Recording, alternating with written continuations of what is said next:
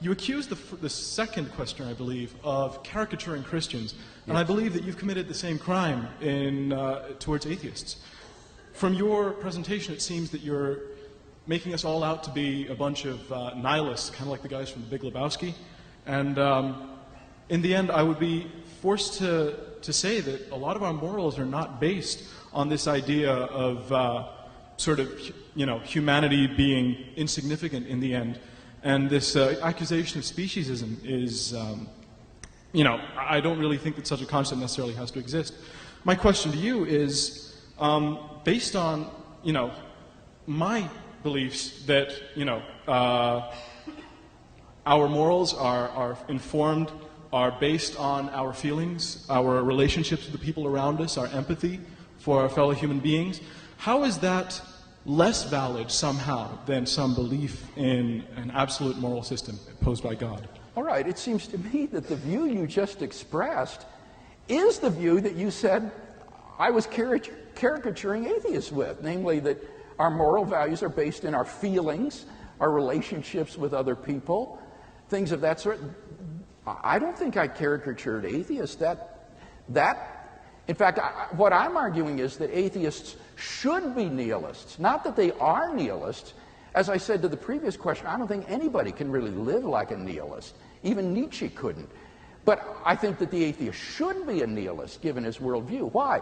Well, because if morality is just based in feelings and relationships with other people and the way we were raised, by our parents and society, then it's all relative. Someone who has different feelings or raised in a different society might have a vastly different set of values and moral duties, and therefore it's not objective, it's purely subjective. And really it's just the result of human socio-biological conditioning. So it seems to me that the view you expressed is exactly the view that I'm saying atheists ought to hold to. Yeah, go ahead.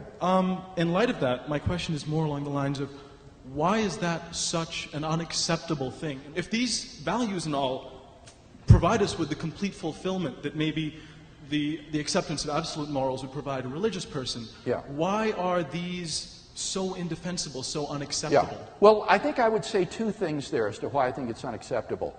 First would be because it's false. The second reason is because it leads to a worldview which is, I think, unlivable. It's incapable of being lived consistently and happily.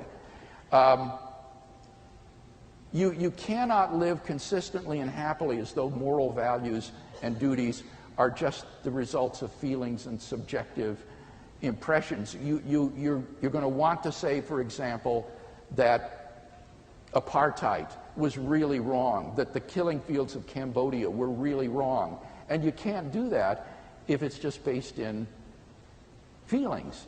So those would be the two reasons I think that it's unacceptable, is that it's false, that's fundamental, and then the second one would be it's unlivable.